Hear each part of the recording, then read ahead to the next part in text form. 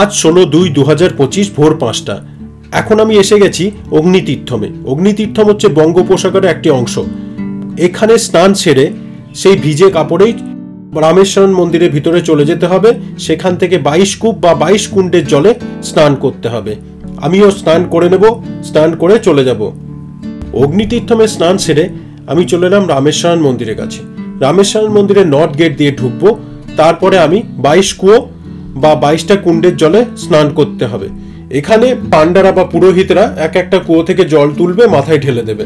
25 টাকা করে কিন্তু এই স্নান করার জন্য লাগবে, তাই সঙ্গে কিন্তু পয়সা আনবেন বা মানি ব্যাগ আনবেন।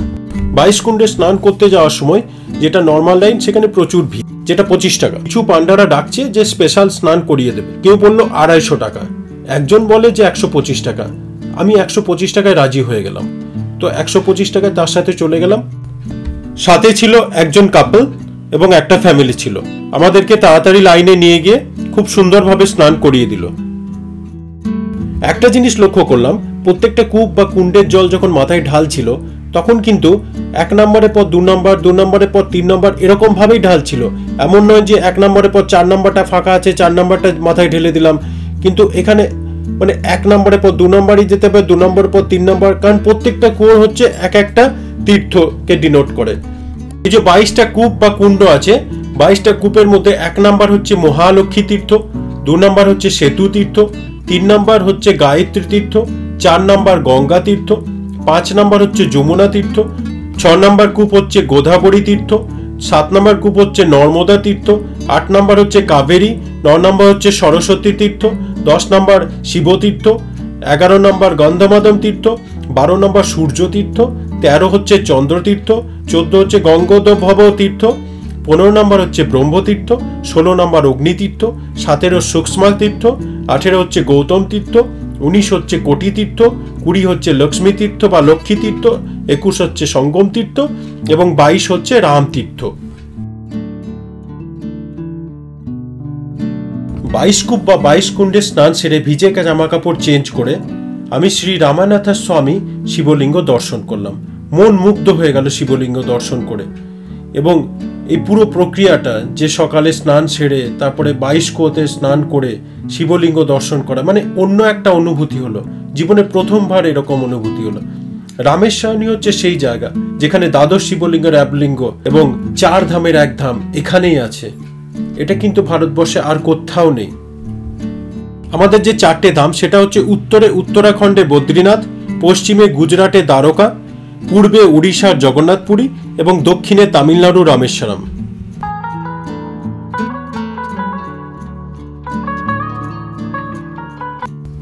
বাইশ কুণ্ডে স্নান সম্পূর্ণ করে বাবার দর্শন সম্পূর্ণ করে মন্দির থেকে বেরোলাম। এখন বাজছে সকাল 7টা। সকাল 7টার মধ্যে আমার সবকিছু সম্পূর্ণ হয়ে গেল। এই হচ্ছে অগ্নিতীর্থম, যে অগ্নিতীর্থে ভোর 5টার সময় যখন তোমাদেরকে দেখালাম তখন দেখবে জনশূন্য ছিল।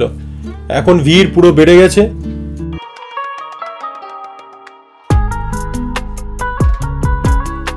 অগ্নিতীর্থমে স্নান সম্পূর্ণ করে 22 কূপ বা 22 কুণ্ডে স্নান সম্পূর্ণ করে বাবার দর্শন করে এবার হোটেলের দিকে চললাম। হোটেলে কালকে কমপ্লিমেন্টারি ব্রেকফাস্টে একটা কুপন দিয়েছিল, সেই কুপনটি নিয়ে হোটেলের ক্যান্টিন থেকে ব্রেকফাস্ট করে কাল যে অটোওয়ালার সাথে ঘুরেছিলাম আরিচাল মোনাই, ধনুষকডি, বিভীষণ মন্দির, সেই অটোওয়ালার নাম হচ্ছে সুভাষ ভাই। সুভাষ ভাইকে বলেছি 9টার সময় সুভাষ ভাই এসে যাবে, 1000 টাকা নেবে বলেছে। পুরো রামেশ্বরমের বাকি যা যা আছে সব উনি আমাকে পুরো ঘুরিয়ে দেবেন বলেছে। ব্রেকফাস্ট কমপ্লিট, রুম থেকে আবার বেরিয়ে পড়লাম। অটো দাঁড়িয়ে আছে গেটের সামনে। পুরো রামেশ্বরমটা আজ তোমাদেরকে দেখাবো, চলো।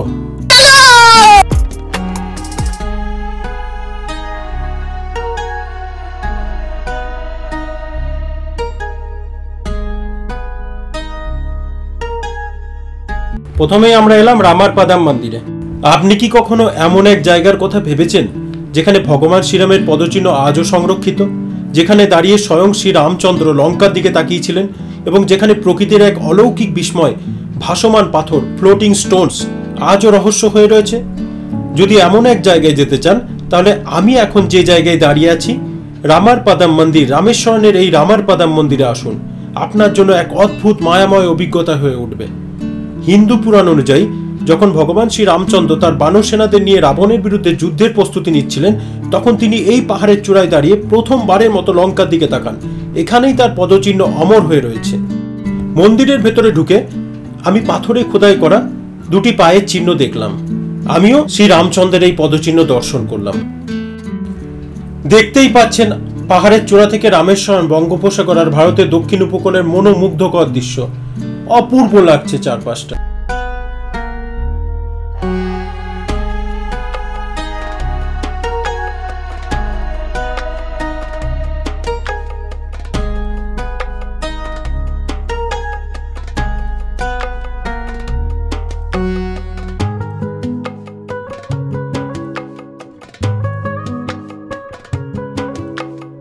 রামারপাদাম মন্দিরে শ্রী রামচন্দ্রের পদচিহ্ন দর্শন করে নেমে পড়লাম। এবার পরের গন্তব্যস্থলের দিকে রওনা দেব। আমার অটো যেখানে দাঁড়িয়ে আছে অটোতে চেপে।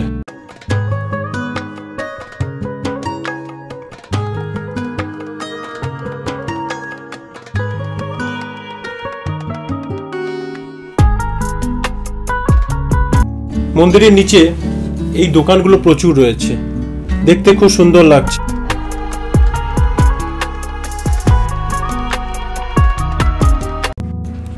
এবারে চলে এলাম, এখানে রয়েছে প্রভু শ্রী রামচন্দ্রকে সমর্পিত রাম মন্দির, আর এদিকে রয়েছে শ্রীকৃষ্ণকে সমর্পিত রাধা কৃষ্ণ মন্দির।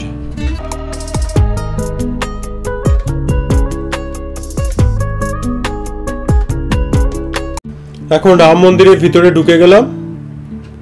প্রথমে রাম মন্দিরটা ঘুরে দেখব, তারপরে রাম মন্দির ঘুরে দেখার পর রাধা কৃষ্ণ মন্দিরে যাব। মন্দিরের ভিতরে প্রভু শ্রী রামচন্দ্র, লক্ষ্মণ এবং সীতা মায়ের মূর্তি আছে।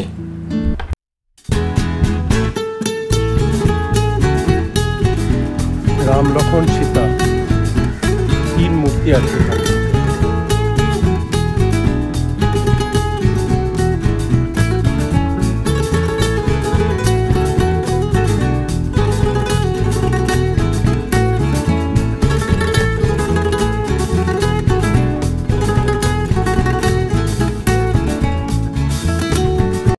এবারে প্রবেশ করলাম রাধা কৃষ্ণ মন্দিরে।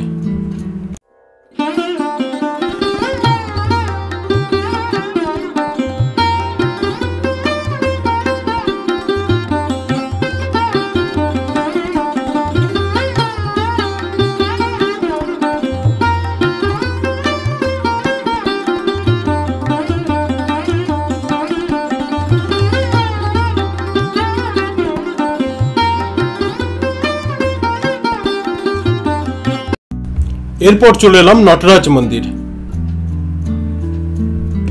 এই নটরাজ মন্দিরে ভগবান শিব নটরাজ রূপে বিরাজমান, যিনি মহাতাণ্ডব নৃত্যের মাধ্যমে সৃষ্টি, সংহার ও পুনর্জন্মের চক্র পরিচালনা করেন। মন্দিরটি স্থাপত্য শৈলী এক কথায় অতুলনীয়।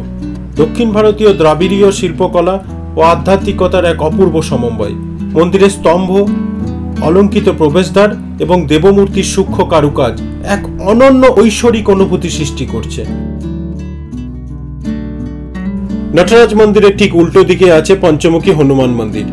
এখানে বজরংবলীর এই বিশাল মূর্তিটি দেখা যায়, আর এখানেই রাখা আছে ফ্লোটিং স্টোন। এবার অটোওয়ালা আমাকে নিয়ে এলো লক্ষ্মণ তীর্থম, লক্ষ্মণা তীর্থম।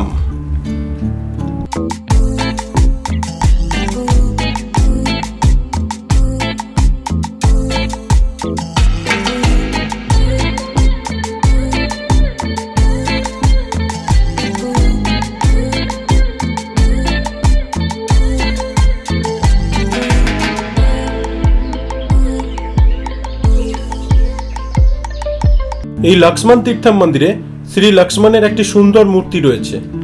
এই লক্ষ্মণ তীর্থমের সামনে একটা কুণ্ড রয়েছে। রামায়ণের কাহিনী অনুযায়ী লঙ্কা বিজয়ের পর শ্রীরাম, লক্ষ্মণ ও হনুমান ব্রাহ্মণ হত্যা দোষ থেকে মুক্তির জন্য বিভিন্ন তীর্থে স্নান করেন। বলা হয় শ্রী লক্ষ্মণ এই কুণ্ডের পবিত্র জল সংগ্রহ করে শ্রীরামের অভিষেক করেছিলেন, যার ফলে এটি লক্ষ্মণ তীর্থম নামে পরিচিত।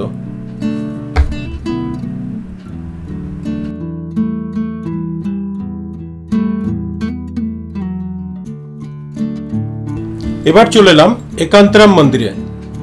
এটা হচ্ছে একান্তরাম মন্দির।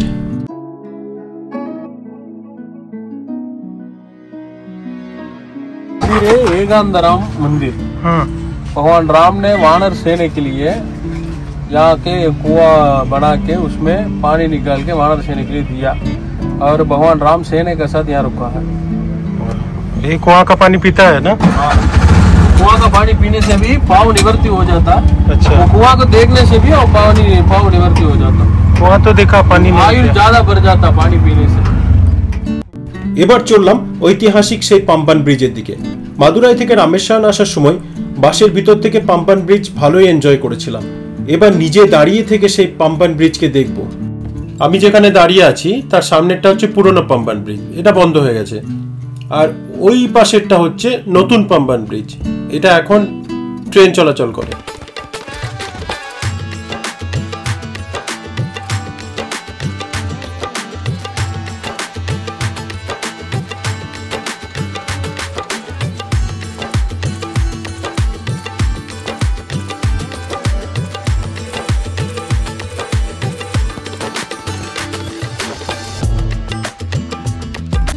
ঐতিহাসিক পাম্বন ব্রিজ উপভোগ করার পর অটোওয়ালা নিয়ে চলে এলো বিলুন্ডি তীর্থম।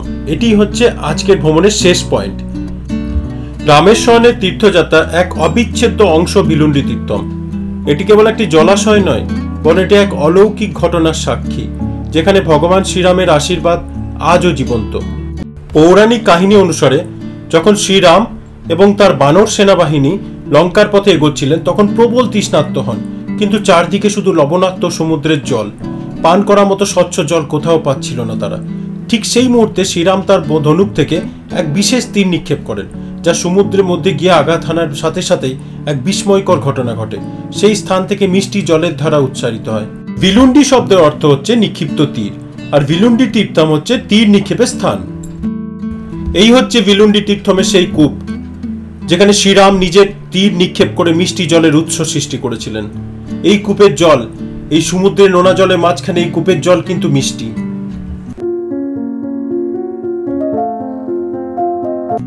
এখন বাজে দুপুর 1টা। ভ্রমণ শেষে অটোওয়ালা হোটেলে পৌঁছে দিল। এবার আমি লাঞ্চ করে আমার রুমে কিছুক্ষণ বিশ্রাম নেব। রামেশ্বরম মন্দিরের সন্ধ্যার আরতি এবং পরিবেশ উপভোগ করতে চাইছিলাম, তাই বিকেল 5টা নাগাদ আবার মন্দিরের উদ্দেশ্যে রওনা দিলাম। মন্দিরের প্রাঙ্গণে প্রবেশ করতে এক অদ্ভুত প্রশান্তি অনুভব করলাম। বিশাল স্তম্ভশ্রেণী, নকশা করা কারুকার্যময় দেওয়াল এবং চারপাশে ভক্তদের উন্মুখ উপস্থিতি যেন এক আধ্যাত্মিক পরিবেশ তৈরি করেছিল। সন্ধ্যার সময় মন্দিরের শোভা আরও বেড়ে গেল দেখছি। দ্বীপের আলো, মন্ত্রোচ্চারণ, ধূপের গন্ধ মন্দির চত্বরে এক মায়াময় পরিবেশ সৃষ্টি করেছে। সন্ধ্যে 6টা নাগাদ মন্দিরে আরতি শুরু হলো। পুরোহিতদের উচ্চ স্বরে মন্ত্রপাঠ, ঘণ্টার ধ্বনি আর ভক্তদের প্রার্থনা সবকিছু মিলে এক অসাধারণ লাগছিল। মনে হচ্ছিল যেন সত্যিই দেবতাদের উপস্থিতি অনুভব করছি। আরতি শেষে আরও কিছুক্ষণ মন্দিরের চত্বরে সময় কাটালাম। যেতে ইচ্ছা করছিল না, কিন্তু আমার তো আবার 10টার সময় কন্যাকুমারীর বাস আছে। এই পবিত্র স্থানের সৌন্দর্য ও শুদ্ধ পরিবেশ উপভোগ করে সন্ধ্যে 7টা নাগাদ মন্দির থেকে রুমে ফেরার উদ্দেশ্যে আবার বেরিয়ে পড়লাম। রামেশ্বরমে চমৎকার দিন কাটানোর পর এবার নতুন গন্তব্য কন্যাকুমারীর পথে রওনা দেব। সারা দিনের বিভিন্ন রামেশ্বরম ভ্রমণের অভিজ্ঞতা সঞ্চয় করে ব্যাগ গুছিয়ে রাতের যাত্রার জন্য প্রস্তুত হলাম। এখন 16/2/2025 রাত 9টা। সুভাষ ভাইয়ের অটো এসে হাজির আমার হোটেলের সামনে। এই অটো করেই আমি যাব কন্যাকুমারীর বাস ধরার জন্য রামেশ্বরম বাস স্ট্যান্ডে।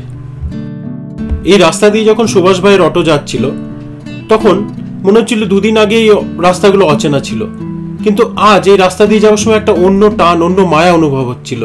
মনে হচ্ছে আমার নিজেরই জায়গা। সুভাষ ভাইয়ের অটো 15 মিনিটের মধ্যে চলে এলো হোটেল সিম্বারুতি। হোটেল সিম্বারুতিতেই এই আনাই ট্রাভেলের বাসগুলো যেগুলো কন্যাকুমারীর জন্য যাবে এই হোটেল সিম্বারুতির কাছেই আসবে। হোটেল সিম্বারুতি হচ্ছে রামেশ্বরম বাস স্ট্যান্ডের একদম অপোজিটে। ওই দিকে দেখতে পাচ্ছ, ওই হচ্ছে রামেশ্বরম বাস স্ট্যান্ড, আর এই সাইডে হচ্ছে হোটেল সিম্বারুতি। রামেশ্বরমে অটো চালক সুভাষ ভাইয়ের সাথে একটা বন্ধুত্ব হয়ে উঠেছিল। সুভাষ ভাই বললো যে আবার আসবেন, কিন্তু এবার কিন্তু মাকে নিয়ে আসবেন, ফ্যামিলি নিয়ে আসবেন। সুভাষ ভাইকে আমি বললাম হ্যাঁ নিশ্চয়ই আসবো, এলে আমি তোমার সাথে আবার কন্ট্যাক্ট করবো। 9943299802 9943299802। যারা এই রামেশ্বরম আসবে সুভাষ ভাইয়ের সাথে কন্ট্যাক্ট করবে, এই নাম্বার দেওয়া থাকবে, কোনো অসুবিধা হবে না। এই রাত 9:30টায় রামেশ্বরম বাস স্ট্যান্ডের চেহারা।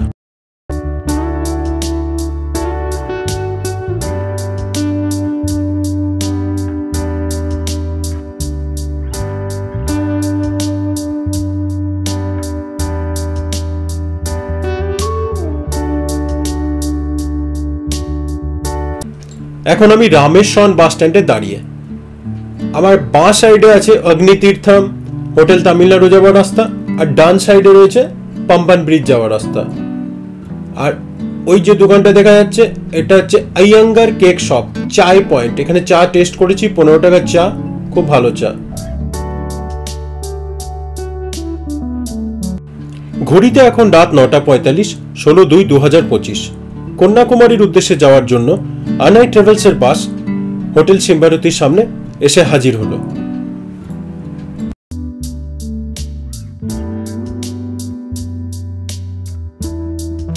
বাসে উঠে গেছি। এই হচ্ছে বাসের সিট। আমার সিঙ্গেল সিট, ওপরে আমার ব্যাগ রয়েছে, এই যে নীল ব্যাগ, এটা হচ্ছে আমার সিট। একজনের বসার জায়গা, একজনের শোয়ার জায়গা এটা। আর এদিকে রয়েছে দুজনের শোবে, দুজনে বসার জায়গা। এখানে দুজনের শোয়ার জায়গা, এখানে দুজনের। এটা হলে আমার অসুবিধা হতো, পাশে কে এসে শুয়ে পড়বে তার ঠিক নেই। আর এটা আমি একা সিঙ্গেল, U4 আমার হচ্ছে U4, আমি সিঙ্গেল।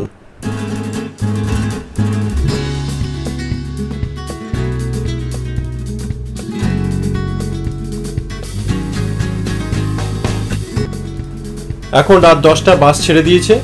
আমি প্যাসেঞ্জাররা যেদিকে আছে সেদিকে আমি পর্দা ফেলে দিয়েছি, জানলার পর্দাটা খুলে দিয়েছি, কারণ রাস্তায় দেখতে দেখতে আমি যাব। যদিও অন্ধকারে কিছু দেখতে পাবো না, যেখানে আলো আছে সেখানে দেখতে পাবো।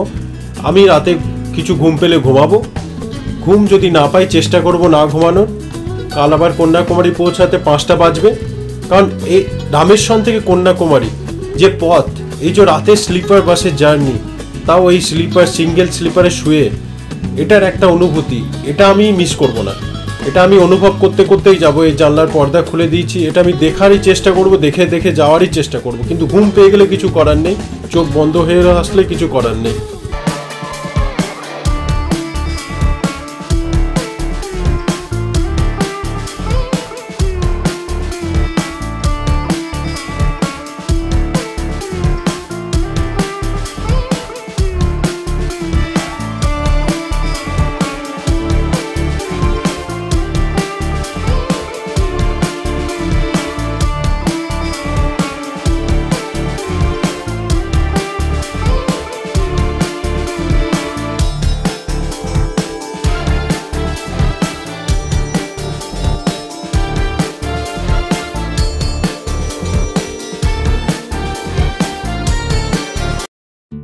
সাত ঘন্টার দীর্ঘ যাত্রার পর অবশেষে ভোর 5টায় আমাদের বাস কন্যাকুমারী পৌঁছালো।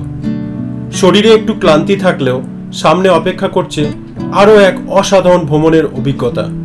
সেই ভেবেই সেই উত্তেজনা যেন সব ভুলিয়ে দিল। এখন সময় হলো হোটেলে চেকিং করা, তারপর শুরু হবে কন্যাকুমারীর সৌন্দর্য আবিষ্কারের যাত্রা।